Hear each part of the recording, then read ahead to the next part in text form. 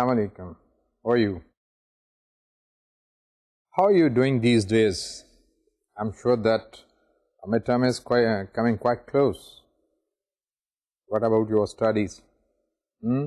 Pretty hard? Yeah, it is. This is the time when you must make the most of yourself. Just pull up your socks. Do your best. Revise your lessons. Listen to the lectures. And good luck to you. Suppose you bought a calculator. It had a guarantee. And after some time, there is some problem with it. It had a watch in it, a clock in it. Now you want to write a letter to the seller saying that either he should replace it or repair it.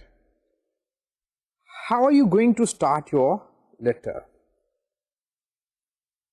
This situation and a lot of similar situation comes to you regarding how to begin a message.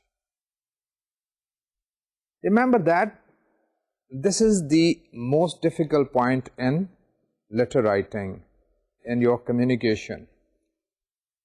But if you use the techniques that we are doing, if you are learning all these methods that we are suggesting to you, and if you pay attention to the things that we are doing in these lectures and you are reading in the handouts, I'm sure that you can write a letter of any type regarding any situation quite easily. You have to think one thing, and that is the message favorable, neutral, or unfavorable, persuasive? Only this thing. If you know that your message is favorable with the reader, there is no problem. You can start right from the problem. The way you go to a person and say what is the problem with the thing or what is the matter. So let's come back to the same situation in which you wanted to write a letter regarding a complaint about your calculator watch. So since the shopkeepers or the seller always welcome such complaints regarding their problems, because it's their duty, if they have given some guarantee, some surety, it is their duty to redress such problems. So you must know that this message is going to be favorable. So you start your message in this way. Gentlemen, please repair or replace my calculator watch model C863 and send it to me at the address above. I mean, you are writing a letter and address above, you are the writer of the letter, so it's in the heading. After 6 months of use, the musical alarm has quit working. Enclosed is my watch, a copy of this sales receipt showing the date of purchase and your warranty, which guarantees material and workmanship for 1 year. So it's quite easy for you to write such messages when you know that your message is going to create a favorable response or an unfavorable response. You see that the writer of this letter has brought the problem just in the beginning, because the message has a favorable approach. So whenever you are confronting such a situation, you have to think of only these things, nothing else, right? But you have begun your letter. That's not only the thing. You also have to think of some other things. You have given the main idea in the beginning.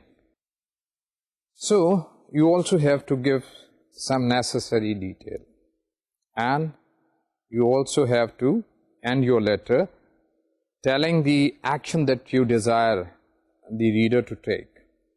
So if you look at this letter has all the qualities of a good letter, which has a main idea in the beginning, then explanation starts in the middle, and in explanation it has all the necessary detail required by the reader, and then the letter ends with stimulating the reader for some certain action. So as I was telling you, that whenever we have a message, we have to think of how to write it. And when we have this question, we have the option favorable, unfavorable, neutral, or persuasive. The types of letter that you are going to have will divide into these things. Either, for example, you have to write an inquiry, you have to answer an inquiry, you have to place an order, you have to acknowledge an order, you have to write a complaint, you have to grant adjustment, you have to grant credit to a certain organization or a person, you have to write job application. So all such letters begin with a main idea in the beginning, because they have a favorable reaction with the reader. Reader is expecting such messages from the people, so he is always ready to have such messages. But suppose you have received an inquiry and somebody has asked for certain information, and the information is not available with you, so you have to say no. You have received an order, you have to refuse order, and you have to say no. You have to write a letter of adjustment granting no claim to the reader, and you have to write a letter of collection at the third or fourth stage, threatening the reader to some legal action, and so on. Or you have to write a letter to persuade somebody. So whenever you are encountered with these situations, you know that the reader response is unfavorable. So this thing is going to give you an idea that how to start. So when you know that your message has a favorable reaction, you are using one approach, and when you know favorable, you are using the other approach. So we have two approaches to write messages. For example, we say that refusing some information is just a matter of routine. So you may use a direct approach instead of using an indirect approach. And similarly, you can write any letter with a favorable action in indirect approach. It depends on your relationship with the reader, but to a greater extent they are very helpful for letter writer who are conscientious about their image, who are very concerned about creating goodwill, good relationship, good rapport with the readers. So today we are going to discuss these approaches. There are two approaches, as we have discussed these in some of our previous lectures. that there are two approaches. One is direct approach and the other is indirect approach. In direct approach, we write two types of letters. The letters that begin with some direct request and the letters which have some good news. So these two types of letter that include, as I just told you, giving information, asking information, placing order, writing complaint, etc., are written in this approach. And when we have some good news, granting giving some information or granting some adjustment or granting credit, etc., when we have such types of letter, we are using this good news plan. But when we have some unfavorable message for the reader, we are using indirect approach. Indirect approach has a certain format. It's certain components that we will just be discussing. Or we are writing some sales letter or any persuasive letter. We are asking somebody to take some certain action. For that matter, we have persuasive request plan, the IDA plan that I did mention in some of the lecture. Today we are going to discuss these approaches in a little detail. So let's look first at the direct approach. The direct approach begins with a statement or the request or main idea. As you just saw in the letter, that please replace or repair. In the beginning of the letter, the main idea is given. So then give necessary, desirable detail for easy reading. In this part of the letter, we give explanation which is necessary. Sometimes we include certain other things, sometimes we include some educational material, sometimes we include some resale material, something regarding our product. Sometimes we give some sale promotion material into it. So this part of the letter includes all these things, sometimes all or sometimes just any one of them. It depends on the requirement that we want to convey to our reader. So this is the most important part. We have given the main idea in the beginning, and then we have started explaining according to the requirement. Sometimes it may be one sentence is enough. Sometimes we may feel that there is more to require. We want to persuade somebody. We want to bring somebody around to our point of view. We want to give details about any product. We want to convince somebody to see the thing the way we want him to see. So this section of the letter has this explanation in it. And as I told you, the explanation includes all these things. And the third thing or the third part of this approach is close with a cordial request for specific action. This is very important. And in this part, you actually tell that what do you want.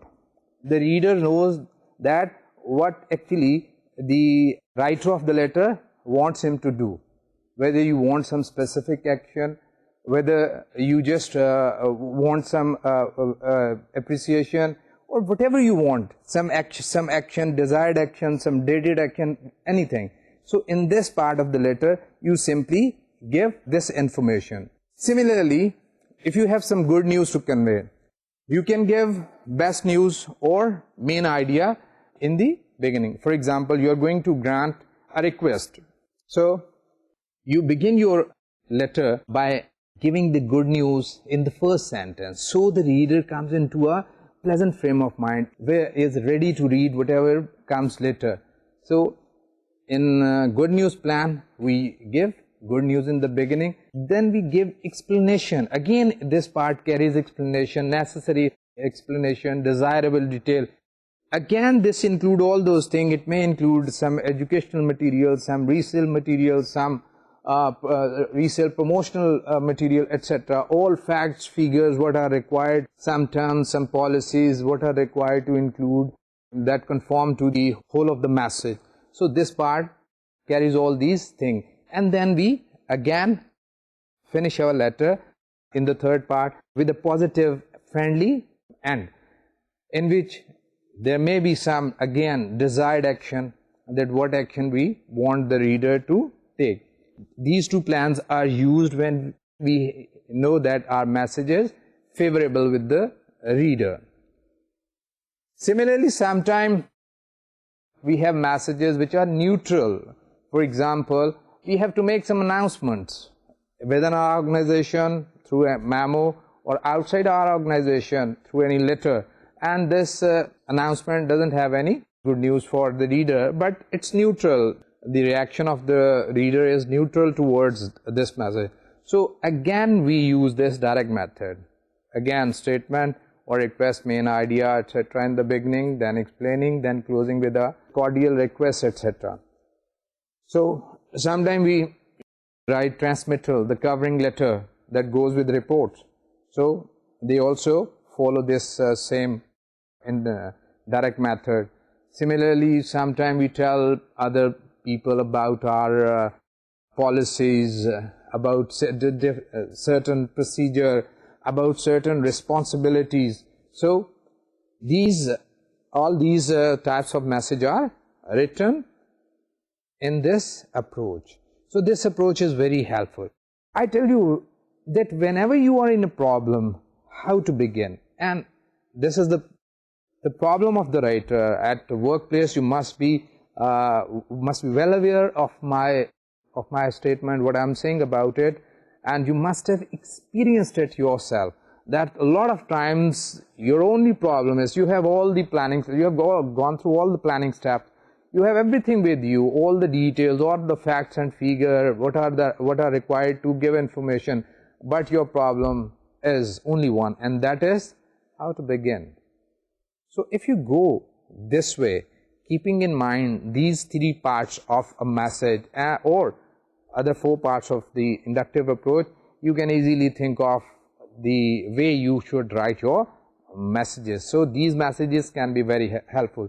So let's read a letter which has all these points that we are discussing about direct requests.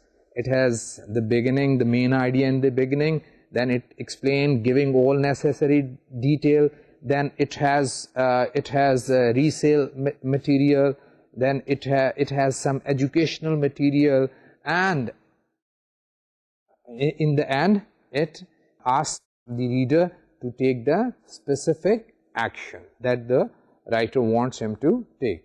Dear Mr. Hafiz, I'm delighted to know that you are interested in our executive book club, and am happy to answer your question about it. You can see that how the main idea is given in the beginning. The writer is starting his letter giving the main idea. He had been asked about giving some information about his executive book club, and he is showing that he is very pleased to answer that letter. Now what comes is the necessary detail, explanation, the second part of this plan, explanation that includes all necessary detail, resale material, educational material, etc. So just look at this. Between 30 and 40 new books in the field of management are made available each year to the members of the executive book club, and as you have mentioned, the topics treated very widely. From 4 to 6 of these belong to personal administration. In addition, a similar number of general management books carry some aspects of personal manager. So in this part of the letter, you see that how necessary detail is being given, how the writer of the letter educating the reader by telling him everything that he wants to know, that the reader wants to know, telling him all about their working, their office, their planning, and what they are doing. So there is some further, sometimes you feel that you have an opportunity to promote some sale. I mean, you can include some sale promotional material into it. You feel that it's the right time because the person is ready to listen to you, to read to you. So this part of the letter is related to these things. Although we have several specialized book clubs, but there isn't yet one in personal administration. Considering the increasing demand, it's possible that we will one day establish a club in personnel. Certainly, there is growing interest in this field. The circular enclosed contains complete information about Executive Book Club. Please note that the average price of books distributed by the club, if purchased separately, is about ₹300. However, as a member, you would pay only about 3/4 of that amount. So, if you look at this paragraph, you will see that it's all sale promotional material. I mean, you have answered the question that was required to be answered, but you have taken time. You feel that the reader is willing to know more about your product, your services, whatever they are. So, you have benefit. You want to benefit from this opportunity to tell the reader more about yourself. Because as a businessman, you always look forward to such opportunities where you can tell others about yourself, about your working, about your product. So, this is very well used by the writer. This opportunity is very well used by the writer to tell the reader about himself and about his organization. Now come to the last, the dated action, the desired action. Let's see how the writer of this letter and his letter. I do hope you will want to become a member of the Executive Book Club, Mr. Hafiz. You can do so by filling out the coupon on the back of the circular. So you see that in this last paragraph, the writer has given the action that he wants the reader to take by asking him to fill in the coupon that is being enclosed with the letter. So this type of a letter is a letter which is written on complete direct plan. I mean, you can find almost all the good points of the direct approach in this letter. Certainly, not in every letter you can include all those points. Sometimes you include one, sometimes you include two. Because we always keep in mind all the principles of communication that are very important. We do take care of conciseness, but sometimes we feel that we have time or our reader is ready to read, so we do such things. Beside that, the knowledge of these two organizational plans, we also need to think of some other guidelines regarding keeping in mind our reader. Whenever you are answering your reader, just ask yourself a few questions. Number one, if you were the reader, would you honestly like to receive this letter? This is the same, to be in your reader's place, to be in your reader's shoes. I mean, just keep yourself in the place of your reader and then visualize, imagine how he is going to react after reading this message. So, this is an important guideline for you. After you have written, just think of it. Number two, a letter does its job only when it makes the reader feel good. I mean, after having read the message, the reader feels that he has received some complete piece of news. There is nothing required. This was what he was looking for. Or he knows that what he has to do. He knows what he has to do. So, keep in mind that what is reader feeling about this. And next thing, will the reader feel that you enjoy writing the letter and that you mean everything you wrote? That's very important. Just imagine that how does the reader know that you enjoyed this, writing this letter? I mean, just imagine how it's possible. It's quite possible. Because the smoothness, the consistency that comes into the writing shows that the writer was in a good frame of mind. There are a lot of non-verbal cues in a letter which can tell you whether the writer of the letter was in a pleasant, friendly frame of mind or he was otherwise. A person with not a friendly frame of mind cannot control his writing. Somewhere he is bound to give emission to his emotion. So you can very easily know this, that whether he was in a good frame of mind or in a good mood or not. If the reader feels bored or indifferent tone, he or she may doubt your sincerity and interest. So remember that if the writer has not taken care of writing his message, he must have conveyed some boredom into his message, and this boredom will be felt by the reader. So being a reader, just experience it, just imagine it, that what is the reaction that is going to be on the reader.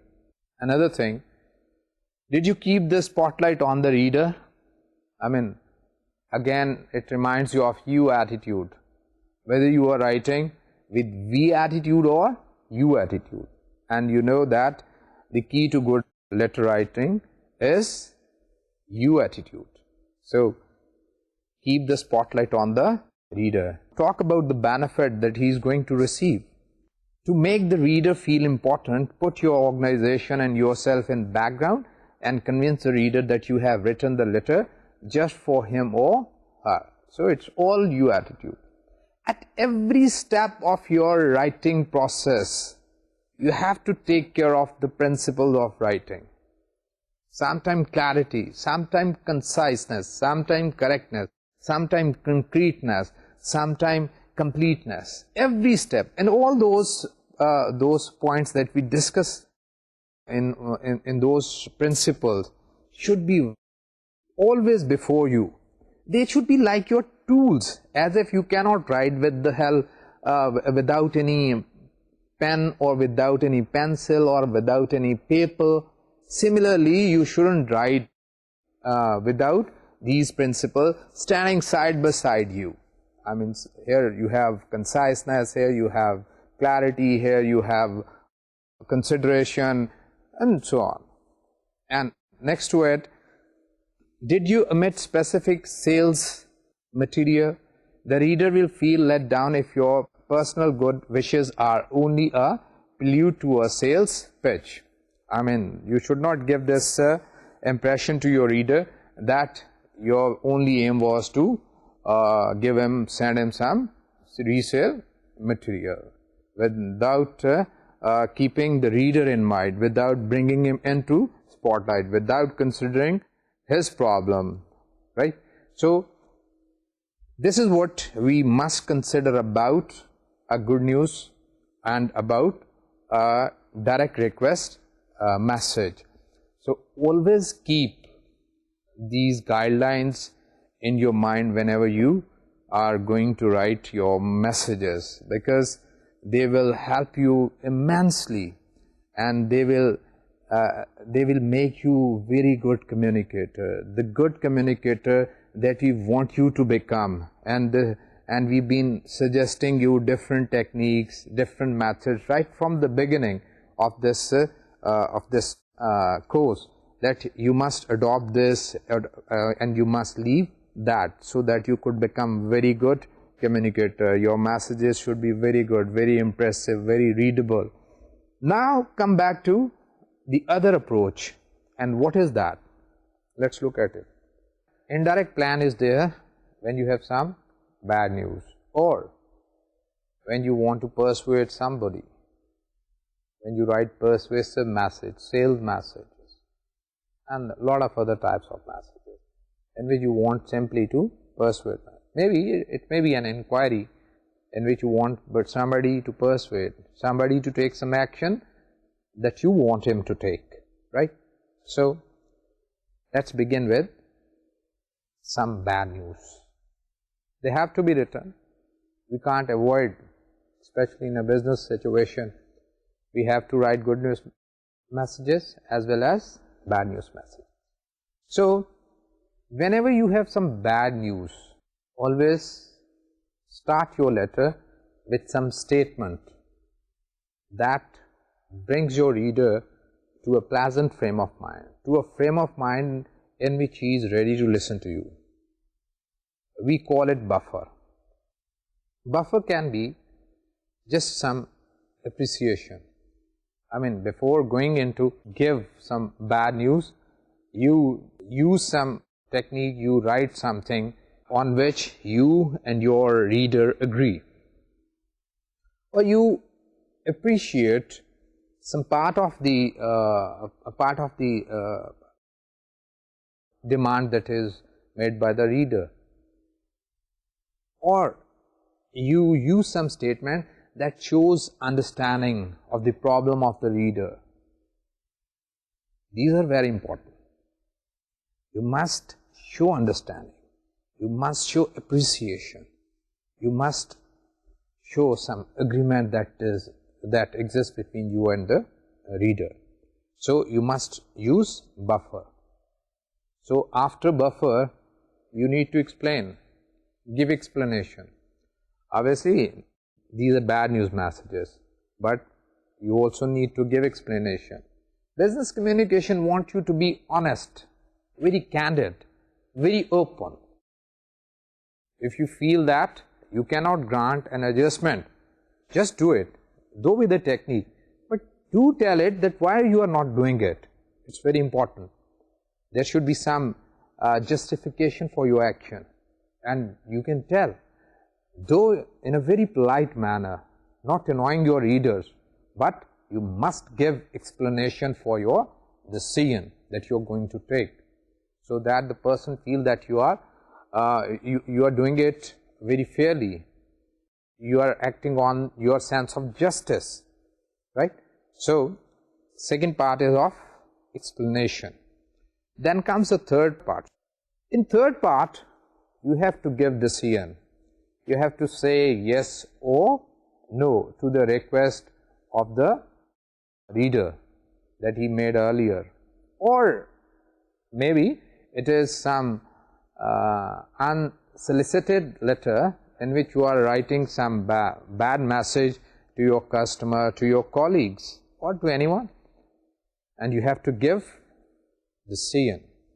Decision again can be employed or can be a clearly stated fact. So it depends on you how you take it up.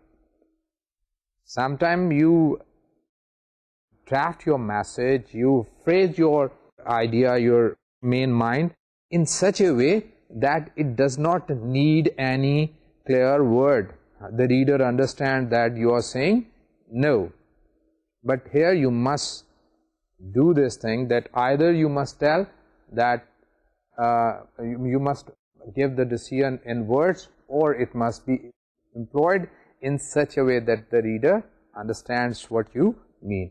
And then end your letter with a friendly close. So this is what going to be an indirect message having some bad news. Next to it is persuasive message. Persuasive message again has all 4 points of IDA: attention, interest, desire, and action. We'll be talking about this IDA plan later on, so I just put it off till that time, because we'll be spending a lot of time on this plan, and we have talked about this earlier in one lecture when we were discussing about planning steps, how to prepare effective message. We did discuss some of its issues there, so we'll be discussing it there. Now I want you to know something more about buffers. What are buffers? How can we phrase buffers? Buffers are very important. So look at some of the buffers. For example, you start your letter, a negative letter, with a buffer, and this buffer has agreement in it. Agreement on something that is common between you and your reader. So look at this first sentence of that letter. We both know how hard it is to make a profit in this industry. I mean, you begin your letter, somebody asks for certain discount, and you're not ready to grant this request. So you start your letter. You have not started with saying we can't grant the discount. You have just started your letter with such a phrase, with such an agreement, that with such an understanding that your reader can also know that you are right. So this is an agreement buffer. So next to it we have appreciation.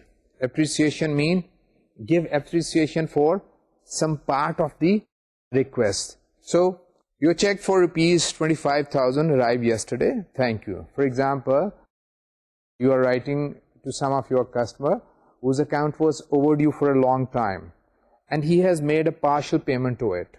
Similarly, a buffer can be a cooperation. For example, convey your willingness to help in any way you realistically can. I mean, sometimes somebody asks you to cooperate with him or her, but you think that you can do some cooperation partially. So tell him. For example, employees' service is here to smooth the way for all of you who work to achieve company goals. So you are asking for some cooperation from your reader before telling them some bad news. Similarly, we have fairness. A sense of fairness exists in every one of us, and sometimes we feel that before going to give any bad news, we need to call this sense of fairness in our reader. So assure the reader that you have closely examined and carefully considered the problem. There was some problem, and you tell him that you very honestly have analyzed the problem, or mention any appropriate action that has already been taken. And you can give it like this. For example, for the past week, we have carefully monitored those using the photocopying machine to see whether we can detect any pattern of use that might explain its frequent breakdowns. There was some problem with the photocopier, and you have made a complaint to the manufacturer or supplier. But before making it, you have gone through for some time to look that whether there is any pattern of problem, so that you could pass it on to your reader and your reader could understand. Similarly, sometimes we give good news. For example, answering any adjustment letter in which you are going to decline the request, but you think that you can give them some partial adjustment. So whenever you have this type of facility, start your buffer with this good news first. A replacement knob for your range is on its way, shipped February 10 via TCL. So if you look at this, maybe somebody wrote to you that there is some problem with the cooking range or any stove that they have bought from you, and they have asked for some major repair, and you can't give major repair, you can't do it.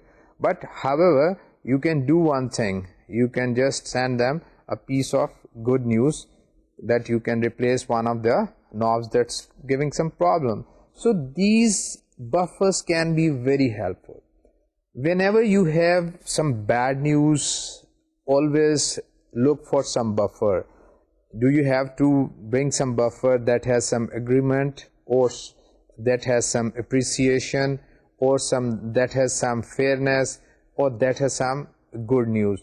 So they can be helpful in writing bad news messages which are unfavorable with the reader. Now, after having discussed these buffers, there are certain other types of buffers. There is some guideline again, like the guideline we discussed regarding good news message, for you to take care of when you are writing bad news messages. One is, avoid using no in the beginning. An audience reading no in the beginning will read the rest of the letter very negatively. And you might have phrased that no very pleasantly. So remember that always begin with your letters with some buffer and never use the word no. Second thing to it is avoid using know-it-all. Sometimes you give an impression that you know everything about it. For example, you write such a sentence, you should be aware of that. Somebody has sent you some complaint about your product. Though the fault lies with the buyer or the person writing you. But writing such a phrase in response to it that you should have been aware of tells that you are going to give a lecture to the reader, and people avoid such lectures. They feel resented about these lectures. So be aware of not using this type of phrases that you know everything. Then avoid wordy and irrelevant phrases and sentences. For example, we have received your communication of so and so date. That these are the phrases that we discussed during the discussion of principle of communication. So don't use irrelevant phrases. Straight come to the point. You will have a little time. You have other things to see, and the same thing is with the reader. And there is always overall cost of communication. So you must avoid this thing. So next to it, avoid apologizing. Maybe it's your fault. Sometimes the problem lies with you as a seller of goods, as a manufacturer of goods, so as distributor of goods. But there is no need to apologize. Tell that how something has happened. For example,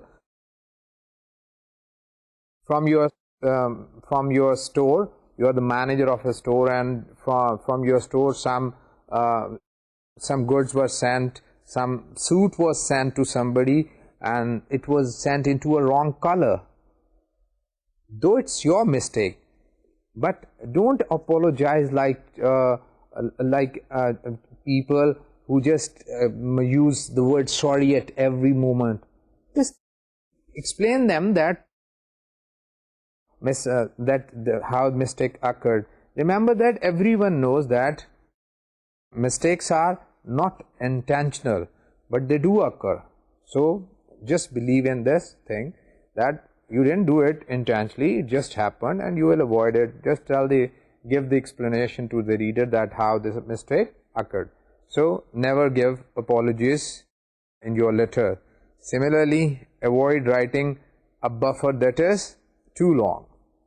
Beware not to write buffers that are very long. Buffer the statement to bring the reader to some friendly frame of mind, to make him prepare for to receive some bad news. Don't beat about the bush in the first paragraph of the letter. Just be concise, be conversational, use a shorter sentence, use simple word, and use some psychology that how your reader is going to react, and that's all. So we have so far talked about two organizational plan, direct as well as indirect. So we use indirect approach when we have some favorable or neutral reaction with the recipient, and when we have some unfavorable reaction. So let's check now. I give you some situations whether you can pinpoint which approach we should use or not. Let's look at it. You have to tell. For example, to confirm a reservation, what is the reaction of your reader? Favorable or unfavorable? And which approach you use? You have to write a letter of reservation. You want some rooms to book in any hotel to confirm a reservation. So what's your approach going to be? To refuse a request for credit. Somebody wrote you a letter asking to establish a line of credit. and they obviously sent some referees, and after going through the matter, you have found that it's not the time to establish this line of credit. So you are going to write, what is the reaction? Obviously unfavorable, and the approach you are using is inductive approach, right? Isn't it? Similarly, to send a brochure that a client requested, somebody wrote you an inquiry letter, a request letter, asking you to send the brochure of your product. So what is the reaction and which approach? Obviously the reaction is favorable and the approach is direct approach. Similarly, you have a situation to ask for an opportunity to demonstrate your new energy saving device. What is your reaction to it? To ask for an opportunity to demonstrate your new energy saving device. Obviously it's a direct, and reaction is favorable. They are expecting such thing. To decline a speaking invitation.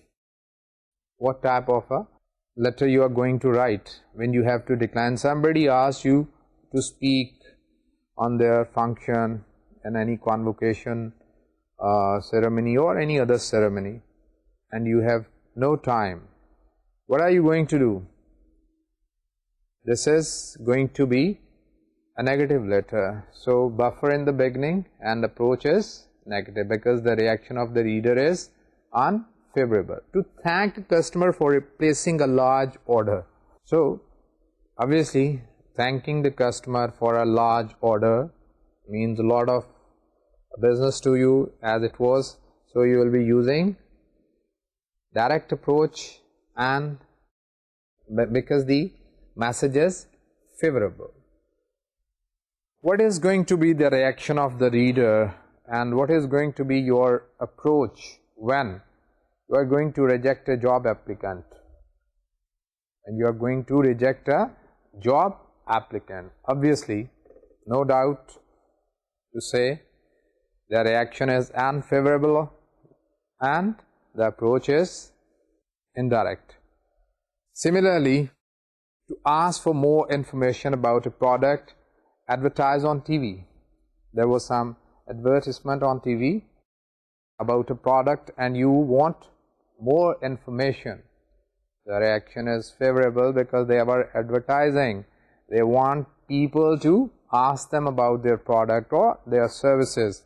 So the reaction of the reader is favorable and the approach is direct. Similarly, to compromise on an adjustment. Sometimes you have to think hard. To compromise on an adjustment. You either grant adjustment or refuse adjustment. Sometimes you are in between. Sometimes because you know that the fault is in between, or for some other reason because the adjustment is not much of much importance, the customer is of more importance. So in this case you compromise to give the adjustment. So since it's good news, so start with a good news plan, right? Because it's the favorable reaction.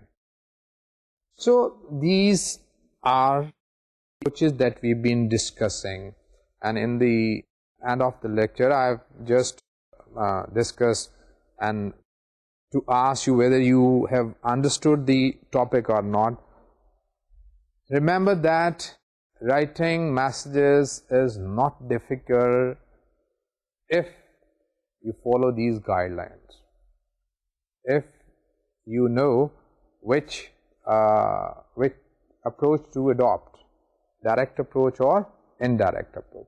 If you know that your message has a favorable response or an unfavorable response, if you know only these two things, you can select a right approach and you can write a very effective message, very effective letter, and whatever type of communication you are going to write.